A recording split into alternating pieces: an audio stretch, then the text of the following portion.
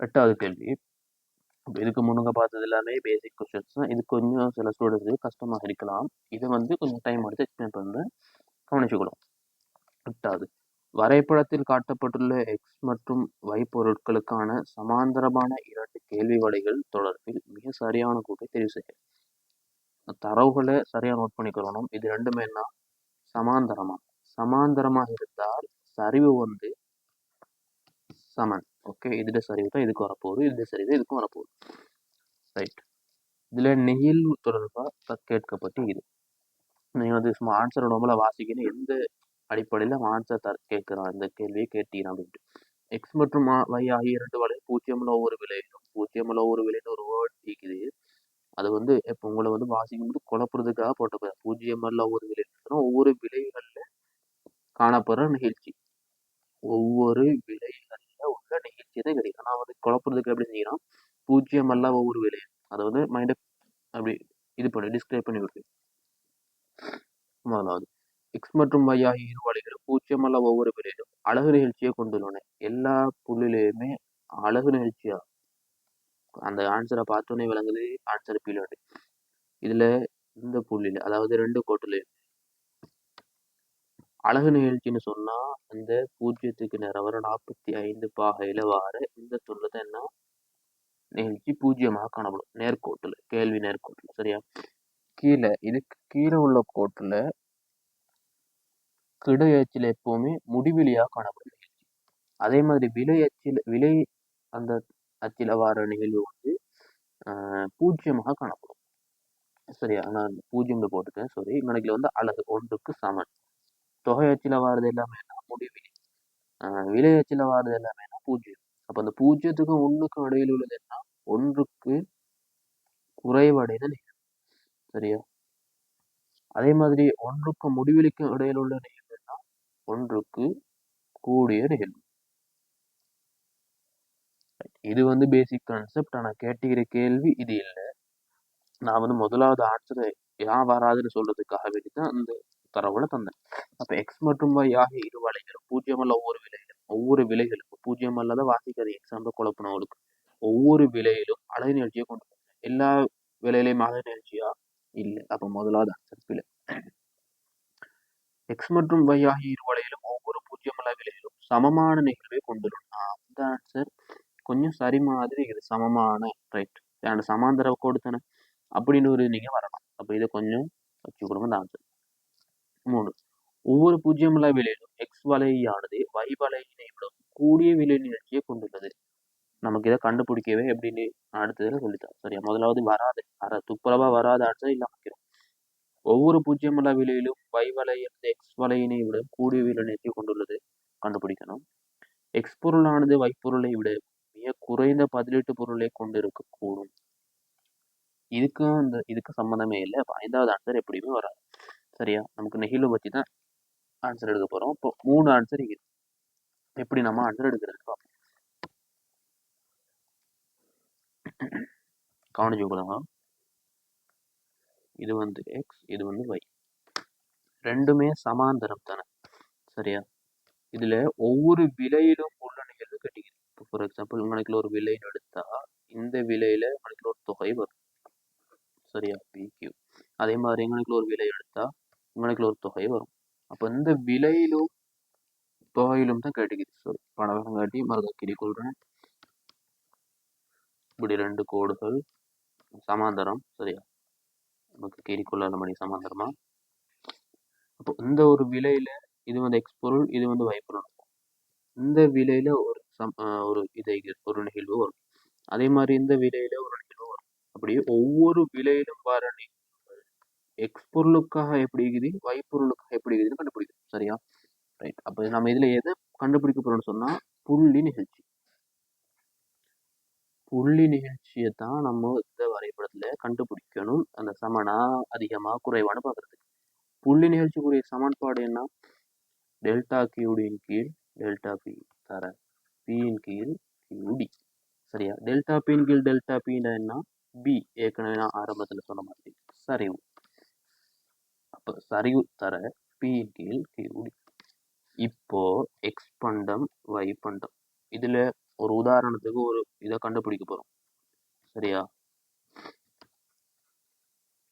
ஒரு உதாரணத்துக்கு ஒரு நிகழ்வு ஒரு புள்ளியில ஒரு நிகழ்வு கண்டுபிடிக்க போறோம். ஆரம்பத்திலேயே நான் சொன்னேன், சமாந்தரமாக இருக்கிறதால சரிவு என்ன?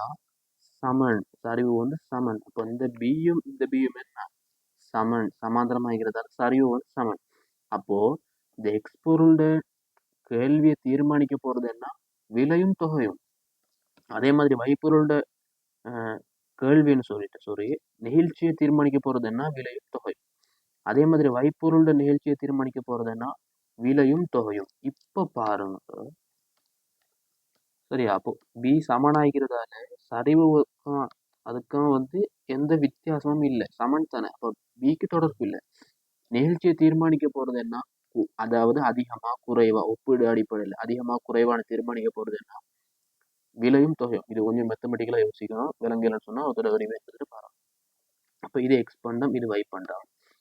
இப்போ ஒரு புள்ளி எடுப்போம். இந்த புள்ளி எடுப்போம் பி கியூ. சரியா? இதே புள்ளிக்கு இங்க எடுத்தா Q1 எடுப்போம். இது வந்து y பண்டம். சரியா? உதாரணத்துக்கு சொல்றேன். எக்ஸ்க்கு இந்த இடத்துல 10 வைப்போம். இது Q1 எப்படியுமே 10 விட கூட தானே போகுது. 12 வைப்போம் உதாரணத்துக்கு. சரியா? அதே விலையை வந்து ஒரு 5 வைப்போம். எக்ஸ் பண்றதுல நிகழ்ச்சி என்ன? விலை வந்து எவ்வளோ? 5 ரூபாய். தொகை வந்து 10. அதுவே y பண்றதுக்கு 5 கீழ் 12. நம்ம பிரிச்சு ஆன்சர் எடுக்க தேவையில்லை. சரியா? நான் சொல்ல வர்றது என்னன்னு சொன்னா, தீர்மானிக்கிறது என்ன? நிகழ்ச்சியை இதை வந்து சரிவால பெருக்கணும். சரிவு வந்து என்ன? 2 வளைக்குமே ஒரே சரிவு தான். சமன். சரிவு வந்து சமன். சமனாகிரி சமாந்தரமாகிறதா. அப்போ இதால 10 5ஆல பிரிச்சு ஒரு அமௌண்டால பெருக்கிற விட அதுவே 5 12ஆல பிரிச்சா வார விடைக்கு சமனாய்க்குமா குறைவாய்க்குமா? இதுல வார விட வந்து குறைவாகத்தானே காணப்படும். 5 10ஆல பிரிச்சா எத்தனை வருது? 0.5 வரும்.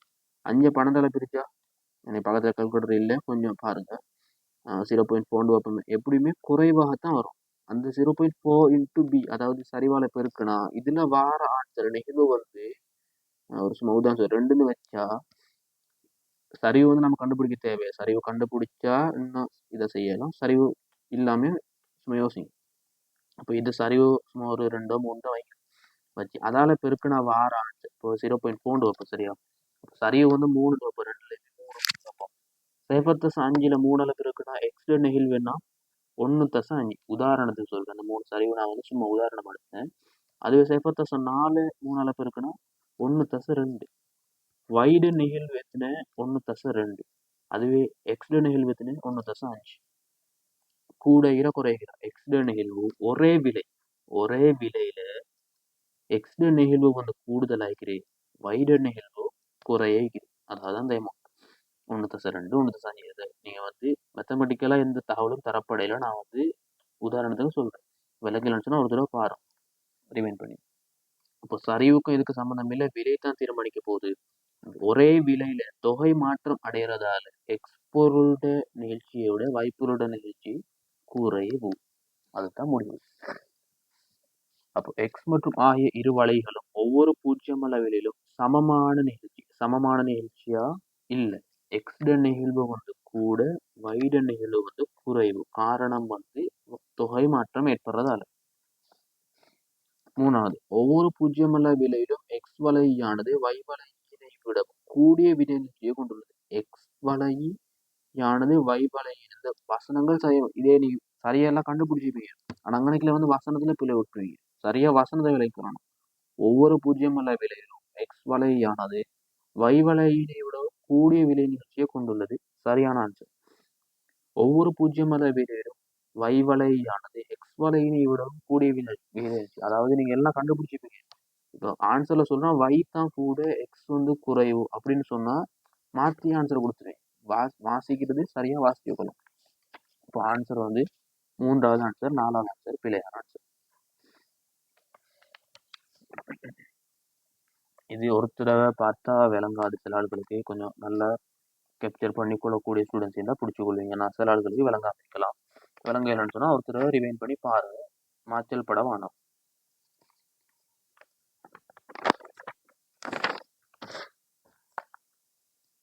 9வது கேள்வி. எலுமிச்சை சந்தை கேள்வி சார்பு QD சமன் 150/2p எனவும் சந்தை நிரம்பல் சார்பு QS சமன் -60/5p. ரைட். இந்த சந்தை சமநிலையில் சமநிலை தொகை மற்றும் பொருளாதாரம் இலகுவான கேள்வி. சமன்பாடு தெரிஞ்ச ஆன்சர். சமநிலை தொகை எப்படி கண்டுபிடிக்கிறது? முதல்ல சமநிலை விலையை கண்டுபிடிக்கணும். ஈக்குவல் பண்ண சரி. QD சமன் QS -60/5p. 150/60 சமன் 5 2 7p. 210 கீழ் 7 சமன் p. விலை எவ்வளோ? 30 ரூபாய். இப்போ இதை என்ன செய்யணும்? சமன்பாட்டில் பிரதி செய்யணும். 150 - 2 தர 30 சமன் -60/5 தர 30. இந்த மாதிரி கேள்வியில பிழை உறதே இல்லை. இது லேசான கேள்வி. -60/150. 90 சமன் 90. ரைட். தொகை எத்தனை? 90. விலை வந்து 30. சமநிலை தொகை எத்தனை? 90. எப்படி 30 தந்தீங்கன்னா விலையை தந்தீங்கன்னா என்னத்துக்கு? குழப்பறதுக்கு. அப்போ முதலாவது ஆன்சர் பிழை. 3வது ஆன்சர் பிழை. 2 4 5 இது 3ல் ஒன்று தான் வரணும். பொருளாதார மிகைக்குரிய சமன்பாடு என்ன? நேரடியாக எடுக்கும் வரும். நீங்கள் வந்து நுகர்வோர் மிகை, உற்பத்தியாளர் மிகை இது ரெண்டையும் கண்டுபிடிக்க எடுக்கும் வரும். ஆனால் அந்த சந்தர்ப்பத்தில் குயிக்காக எடுக்கணும். பொருளாதார மிகைக்குரிய சமன்பாடு நேரடியாக எடுக்கிறதுக்கு ஆகக்கூடிய நுகர்வோரோட விலை, ஆகக்கூடிய நுகர்வோர் விலை மைனஸ் ஆக குறைந்த, நான் எழுத்துலாம் உனக்கு விளங்காம இருக்கும், சொல்றது வச்சு எழுதி. ஆக குறைந்த நிரம்பலாளர் விலை பிரித்தல் 2 தர சமநிலை தொகை. எழுத்து உங்களுக்கு விளங்காம இருக்கும். ஆகக்கூடிய விலை, அதாவது ஆகக்கூடிய நிரம்பல், ஆகக்கூடிய கேள்வி எவ்வளவு செலுத்துவாரு, ஆகக்கூடிய கொள்வனவாளர் விலை இந்த இடத்துல. அதே மாதிரி குறைந்த நிரம்பலாளர் விலைட்டா இப்படி வருது. இப்படி இந்த இடத்துல வந்து அந்த இடத்துல ஒரு விலை வரும். நிரம்பல் தொகையில் குறைந்த அந்த பாயிண்ட்டும் இந்த பாயிண்ட்டும். அப்போ இந்த முக்கோணத்துக்குரிய சமன்பாடை கண்டுபிடிச்சாவே சரி. இந்த முக்கோணத்துடைய பரப்பளவு என்ன? பொருளாதார மிகை. இப்போ ஆகக்கூடிய விலை எப்படி கண்டுபிடிக்கிறது? கேள்வி சமன்பாட்டுக்கு 0 பிரதி செய்யணும். 0 சமன் 150/2p. 150 சமன் 2p. p சமன் 75. அப்போ இந்த இடத்துல 75. குறைந்த நிரம்பலாளர் விலை இந்த QS சமன்பாட்டுக்கு 0 பிரதி செய்யணும். அப்போ QS சமன் 0 -60/5p சமன் 0. 60 சமன் 5p. அப்போ 65p p எவ்வளோ? 12 ரூபாய். இப்போ 75 - 12 பிரித்தல் 2 தர 90 சமநிலை தொகை. அப்போ நேரடியாக நம்ம முக்கோணம், அதாவது பொருளாதார மிகையை கண்டுபிடிச்சிட்டே வரும். ஆன்சர் வரும் 2800 சம்திங், 2835. கல்குலேட்டர்ல போட்டு பாருங்க. ஆன்சர் 2830. ஆன்சர் வந்து 5வது ஆன்சர். 2வது 4வது பிழை.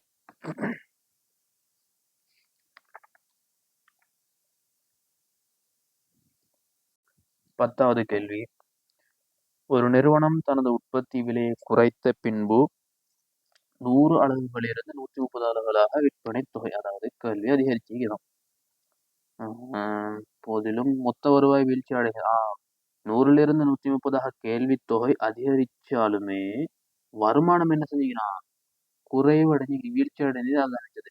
இது குறிப்பது யாதெனில் இந்நிலைமையின் கீழ் விலை கேள்வி நிகழ்ச்சி ஆனது. ரைட். பார்ப்போம். ஒரு கன்செப்ட் இருக்குது. அந்த கன்செப்ட் நீங்க நோட்ஸ்ல உங்கள்கிட்ட இருக்குதோ தெரியல.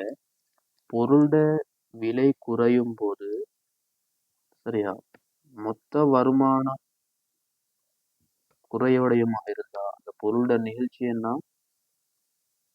நிகழ்ச்சி ஒன்றை விட குறைவானது. சரியா? விலை குறைவடையும் போது வருமானம் குறைவடைஞ்ச, அதாவது பொருளோட விலை குறைவடையும் போது உற்பத்தியாளரோட வருமானமாக காணப்படும், அல்லது நுகர்வோரோட செலவுண்டும் ரெண்டும் ஒன்று தான். நுகர்வோர் எவ்வளவு செலவழிக்கிறானோ அதுக்கான உற்பத்தியாளரோட வருமானம் ஆக்கி போகுது. அப்ப ரெண்டுமே வந்து ஒரே விஷயம் தான். சரியா? அப்போ நுகர்வோரோட வருமானம் உற்பத்தியாளரோட வருமானம் குறைவடையும் போது அல்லது நுகர்வோரோட செலவு விலை குறைவடைஞ்ச நுகர்வோரோட செலவு குறைவடையும்.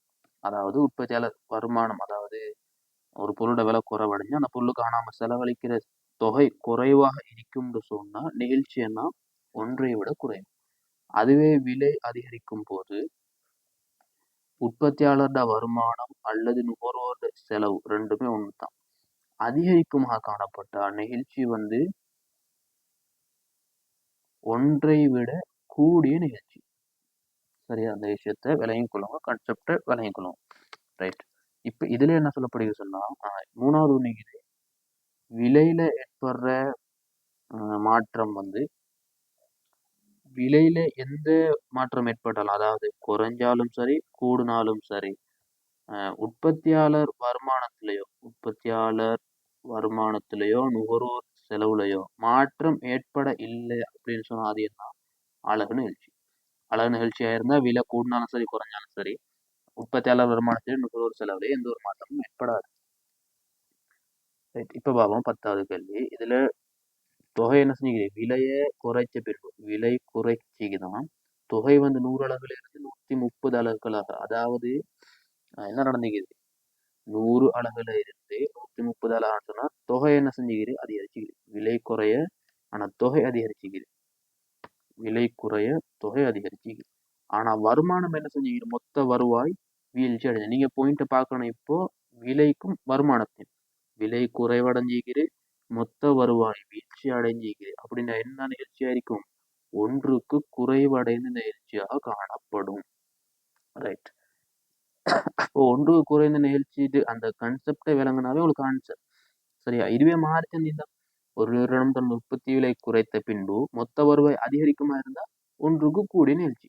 அது கான்செப்ட் விளங்கிடும்.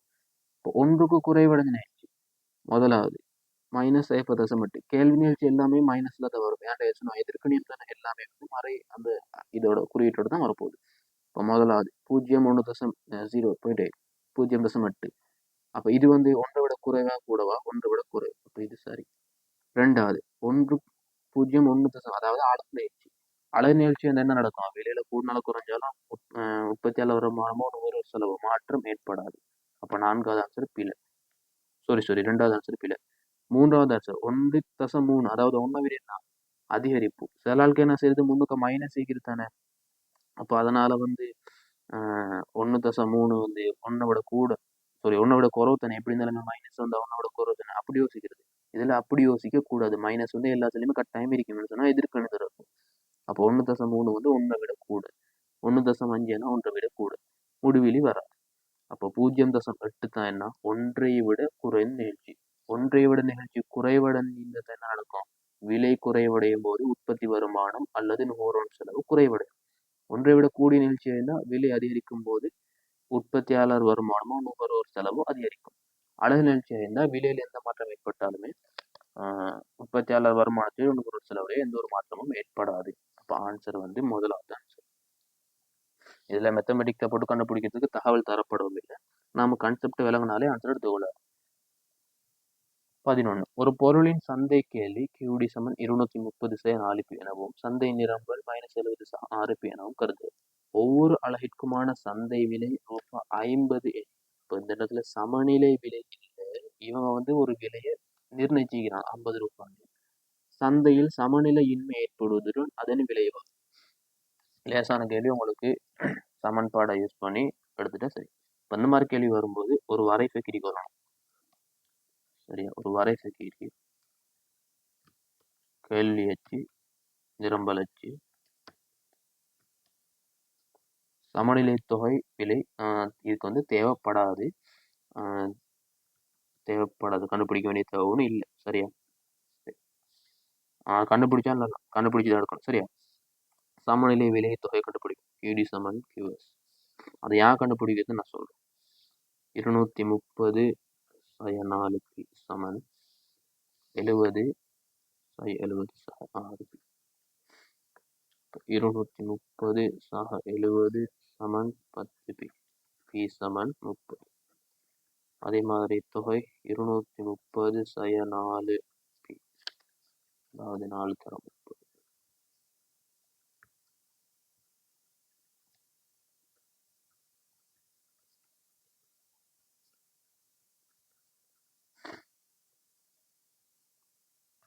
3 12 6 3 18 சரிதானே 230 100 போனால் 130 20 போனால் 110 அதே மாதிரி 70 180 110 ரைட் சமநிலை தொகை எத்தனை 110 சமநிலை விலை எத்தனை 30 ரைட் யார் சமநிலை விலையை கண்டுபிடிச்சோம்னு சொன்னா இந்த இடத்துல 50 ரூபாய் நிர்ணயிக்கப்பட்ட விலை தந்திக்கிறாங்க அந்த 50 ரூபாய் சமநிலை விலைக்கு மேலேயா கீழேயாடு நம்ம வரைக்குள்ள கண்டுபிடிக்கணுமே அதுக்கு என்ன செய்யணும் சமநிலை விலை தெரிஞ்சாதான் நம்ம 50னா மேல வரப்போகுது ரைட் 50 ரூபாயோட விலை நிர்ணயிக்கப்பட்ட விலை இப்ப இந்த 50 ரூபாய் விலையில மிகை கேள்வியா மிகை நிரம்பலா என்னன்னு கேட்டீங்கன்னா கேள்வி அப்ப கேள்வியை முதல்ல விலை கொள்ளணும் சரி இப்ப 50 ரூபாயில மிகை நிரம்பல் என்ன வரப்போகுது மிகை நிரம்பல் வரப்போகுது ஏன் சமநிலை விலையை விட அந்த நிர்ணயிக்கப்பட்ட விலை கூடுதலா இருக்குது இப்போ மிகை நிரம்பல் எந்த இடத்துல வரப்போகுது இந்த தொகை எப்படி இந்த பகுதி எப்படி மிகை நிரம்பல் விளங்குற விஷயம் எப்படி எடுத்துன்னு விளங்குதா இப்ப மிகை கேள்வி அந்த இடத்துல மிகை நிரம்பல் சமநிலை விலையோட நிர்ணயிக்கப்பட்ட விலை கூடுதலா இருக்குது இப்ப மிகை கேள்வின்னு வர ஆன்சர் இப்பவே வெட்டிடுறத நம்ம கண்டுபிடிக்காம ஒண்ணு பிழை அதே மாதிரி 4வது பிழை ஆனா மிகை கேள்வி இந்த இடத்துல இல்லை மிகை நிரம்பல் மட்டும்தான் இருக்குது மிகை நிரம்பல் எப்படி கண்டுபிடிக்கிறது இந்த இடத்துல அதாவது இந்த 50 ரூபாய் வெட்டு இந்த புள்ளியில இந்த இடத்துல ஒரு தொகையை கண்டுபிடிக்க டி கேள்வியில அது வெட்டு அப்ப கியூடி அந்த சமன்பாட்டுல போறோம் 230 சய 4 தர இந்த 50 ரூபாய் அப்ப 230 சய 200 சமன் 30 இந்த இடத்துல எத்தனை தொகை 30 அதே மாதிரி இந்த இடத்துல என்ன கோட்ல வெட்டு எஸ்ல நிரம்பல் கோட்ல வெட்டு அப்போ QS சமன் -70 சக 6 தர விலை எத்தனை 50 இப்போ -70 சக 300 தொகை எத்தனை 230 இந்த இடத்துல 230 தொகை அப்ப மிகை நிரம்பல் எத்தனை 30ல 230 போனா 200 அலகுகள் மிகை நிரம்பல் லேசான கேள்வி 3வது ஆன்சர் 200 அலகுகள் மிகை நிரம்பல் ஏற்படும் முதல் 2வது பிற 120 அலகுகள் மிகை நிரம்பல் 230 அலகு நிரம்பல் பிற இதுல 230 கண்டோனே சில ஆளுக்கு என்ன செய்யுது 230 எக்ஸாம் ப்ரெஷர்ல என்ன செய்யுது இந்த 230 எங்க பார்த்துட்டு அதுல இருந்து இந்த பகுதியை கண்டுபிடிச்சு கழிக்கிறதுக்கு அந்த பிழை விட்டாள்களும் மிகுது 230ல 30 எல்லாம் செய்யறது ஆனா கடைசி நேரத்துல ப்ரெஷர்ல என்ன செய்யுது 230ல இருந்து 30 கழிக்கிறதுக்கு அந்த ஒரு ப்ரெஷர்ல மறந்து என்ன செய்யுது 230 கண்டோனே இது கிடைக்கிறது ஆன்சர் மிச்சம் கவனமா இருக்கணும் 12வது கேள்வி ஒரு கிலோகிராமிற்கான சந்தை விலை 100 ரூபாவாகவும் ஒரு கிலோகிராமுக்கான சந்தை விலை 90 ஆகவும் விற்கப்பட்ட தொகை 1500 கிலோகிராமாகவும் கொண்ட ஒரு விவசாய பொருளுக்கான ஆரம்ப சந்தை சமநிலையின் வரைபடம் காட்டுகிறது 100 ரூபாய் விலையா தொகை 1500 அப்ப இந்த புள்ளி தான் சமநிலை புள்ளி ஒரு கிலோகிராமிற்கான சந்தை விலை ரூபாய் 125 அதிகரிப்பதற்கு அரசாங்கம் விரும்பினால் 125 அதிகரிப்பதற்கு அரசாங்கம் விரும்பினால் அதற்கு அரசாங்கம் எவ்வளவு தொகைன்னு செலவிட வேண்டும் அதாவது இந்த விலையில பொருளை விற்கணுமாக இருந்தால் 125 ரூபாய்க்கு நம்ம விலையை கூட்டினா எத்தனை பொருள் விற்பனையாகும் 1000 பொருள் ரைட் அப்போ நிரம்பல் எத்தனை ஆகிக்க போகுது 1500 இருக்க போகுது அப்ப மிகை நிரம்பல் எத்தனை இந்த பகுதி தான் மிகை நிரம்பல் இந்த மிகை நிரம்பல் அரசாங்கம் என்ன செய்யணும் இப்போ கொள்வனம் செய்யணும் கொள்வனம் செஞ்சாதான் இந்த 125 ரூபாய்க்கு இதை வந்து விற்பனை செய்ய முடியும் அப்ப இந்த மிகை நிரம்பல் அளவு தான் நம்மளுக்கு அந்த அதாவது மிகை நிரம்பல் அளவில் மிகை நிரம்பல் இந்த விலையால பெருக்கணும் அதாவது இந்த பகுதியில பரப்பளவு தான் அரசாங்கம் செய்யற செலவு இது வந்து மிகை நிரம்பலை கொள்வனம் செய்தல் 3வது பாடத்துல அந்த சப்ஜெக்ட் கீழே வர விஷயம் தான் இது இதே மாதிரி குறை நிரப்பு கொடுப்பணும் நினைக்கிறேன் குறை நிரப்பு கொடுப்பனவு கொடுத்தா 100 ரூபாயில தான் பொருள் விற்கப்படும் இந்த பகுதியை அரசாங்கம் கொடுக்கறதா அர்த்தம் அந்த பகுதி 100 ரூபாய்க்கு 325 ரூபாய்க்கு இடையில உள்ள இந்த பகுதி அரசாங்கம் கொடுக்கும் ஆனா நமக்கு கேள்வி என்ன விலை வந்து 125ல தான் இருக்கணும் அதனால வந்து குறை நிரப்பு கொடுப்பனவு வருமா அந்த இடத்துக்கு வராது குறை நிரப்பு கொடுப்பனவு வராது மிகை நிரம்பல கொள்வனம் செய்யணும் மிகை நிரம்பல் கொள்வனம் செய்யறதுன்னு சொன்னா இந்த பகுதி இப்ப இந்த பகுதியை பரப்பளவு கண்டுபிடிச்சாலே சரி எத்தனை இதுக்கடையில் 500 தர 125 அப்போ 62,500 ரூபாய் அதுதான் என்ன அரசாங்கம் செலவு செய்ய வேண்டிய தொகை எந்த வகையில செலவு செய்யுது மிகை நிரம்பல கொள்வனவு செஞ்சு செலவு செய்யுது இதுவே இந்த பகுதியை எடுக்கணுமா இருந்தால், அதாவது விலை 100 ரூபாயா தேய்க்கும் இந்த பகுதி எடுத்தா, ஆனால் குறை நிரப்பு கொடுப்பனவு செய்யும். அப்படி செஞ்சால் 125 100 போன 25 தர 1500 வரும். அது குறை நிரப்பு கொடுப்பனவு கொடுக்கறதால ஏற்படுற செலவு. இந்த இடத்துக்கு குறை நிரப்பு கொடுப்பனவு வராது. ஏன் வராது? விலை வந்து 125 தான் இருக்கணுமா. அப்போ குறை நிரப்பு கொடுப்பனவு கொடுத்தா விலை எத்தனையா பேத்துரும்? 100 பேத்துரும். அப்போ 125 தான் இருக்கணுமா இருந்தால் மெய் நிரம்பல கொள்ளோட செய்ய. அப்போ ஆன்சர் வந்து 2வது ஆன்சர். 13வது கேள்வி. நான் ஏற்கனவே ரெக்கார்ட் பண்ணியிருந்தேன். நான் ஒரு மைக் அப்செட் ஆகினதால ரெக்கார்ட் ஆக இல்லை. அதனால தான் இல்லை வீடியோலாம் மார்க் பண்ணப்பட்டிருக்குது. சரியா பார்த்துக்கொள்ளுங்க. மென்பானங்கள் மீது 10% விசேட பண்பு வரியினை அரசாங்கம் விதித்ததாக கருதுக. இதனால் மென்பானங்களின் விலையில் ஏற்படும் அதிகரிப்பு பிரதானமாக நுகர்வோரால் செலுத்தப்படுகின்றதே அன்றி உற்பத்தியாளர்களால் அன்று. பெரும்பாலும் இவ்வாறு நடப்பதற்கான காரணம் என்ன கேட்குறேன்னு சொன்னால், ஒரு பண்டத்துக்கு அதாவது மென்பானத்துக்கு வரி விதிக்கப்பட்டிருக்கிறான்.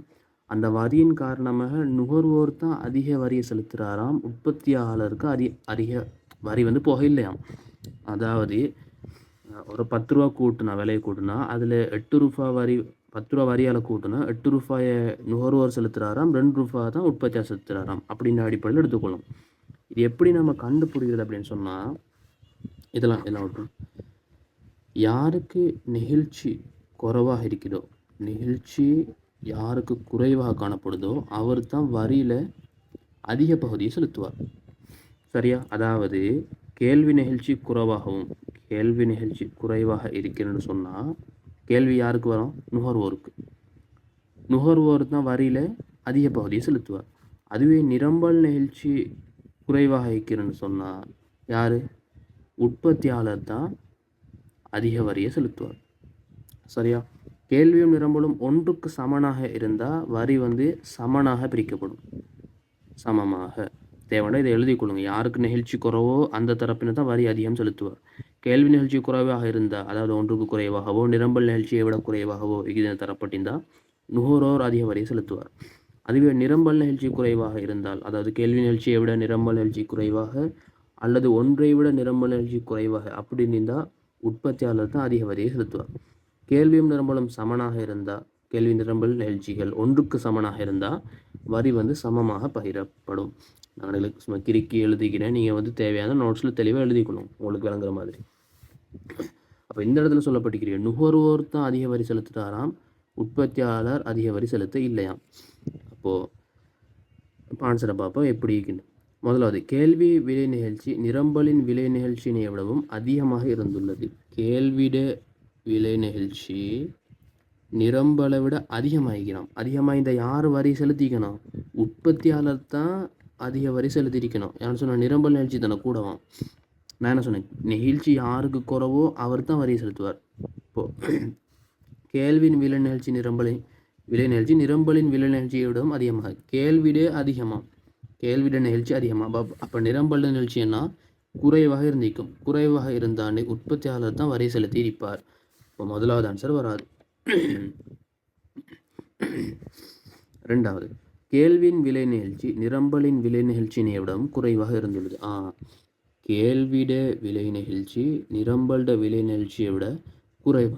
அப்படி இருந்தப்போ யார் வரி செலுத்திப்பார்? கேள்விட விலை நிகழ்ச்சி குறைவாக இருந்தால் நுகர்வோர் தான் வரியில் அதிக பகுதியை செலுத்தியிருப்பார். சரியான ஆன்சர். ரெண்டாவது சரி. 3, நிரம்பல் விலை நிகழ்ச்சி அற்றதாகவும். நிரம்பல் விலை நிகழ்ச்சி அற்றதுன்னா நிரம்பல் விலை நிகழ்ச்சி குறைவு. கேள்வி விலை நிகழ்ச்சி உள்ளதாகவும். அப்போ இப்படி இருந்தா உற்பத்தியாளர் தான் வரியை செலுத்தியிருப்பார் அதிகமாக. யாருக்கு நிகழ்ச்சி குறைவோ அந்த தரப்பினர் தான் வரி செலுத்திப்பார் அதிகபட்சம். 4, நிரம்பலின் விலை நிகழ்ச்சி ஒன்றை விட குறைவாக. நிரம்பல் விலை நிகழ்ச்சி ஒன்றை விட குறைவாக இருந்தால் உற்பத்தியாளர் தான் அதிக வரி செலுத்துவார். 4வது ஆன்சர் வராது.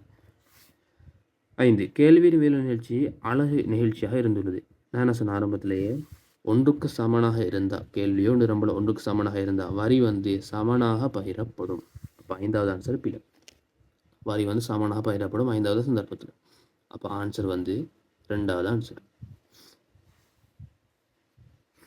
14, தாராள சந்தை சமநிலை விலைக்கு மேலாக அதிகபட்ச விலையினை அரசாங்கம் விதிக்குமானால் அது நுகர்வோர் மிகை மீதும் உற்பத்தியாளர் மிகை மீதும் எத்தகைய தாக்கத்தை ஏற்படுத்தும்? நான் ஏற்கனவே ரெக்கார்ட் பண்ணியிருந்தேன். மைக் அப்செட் ஆகனால மறுக்க ரெக்கார்ட் பண்ணுறேன், பார்த்துக்கொள்ளும்.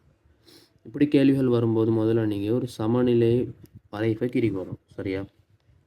சமநிலை விலை, சமநிலை தொகை.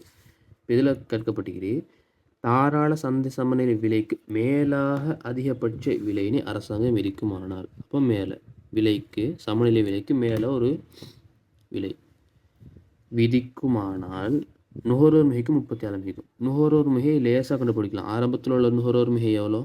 இந்த முக்கோணம் வழங்குதா? புதிய நுகர்வோர் மிகை எவ்வளோ? இந்த சிறிய முக்கோணம்.